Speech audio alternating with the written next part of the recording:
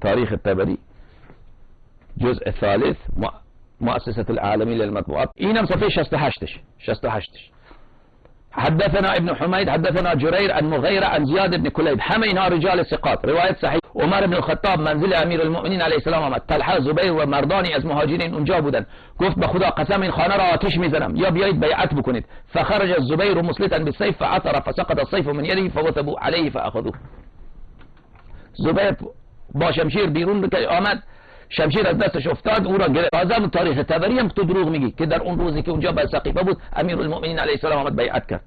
در همون روزش طبری روایت کرده که اینها آمدن آتش آوردن که ما خانه شما را آتش میزنیم. تازه حالا اگر فرض کنید در طبری آمده هم باشه که امیر المؤمنین علیه السلام بیعت کرده، طبری پیش ما ثقه نیست.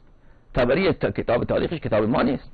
شما اگر میخواید بر ما استدلال بکنید باید روایت صحیح که نزد ما حجت باشد بیارید. موقف علمای شیعه این است که امیر المؤمنین علیه السلام بیعت نکرده.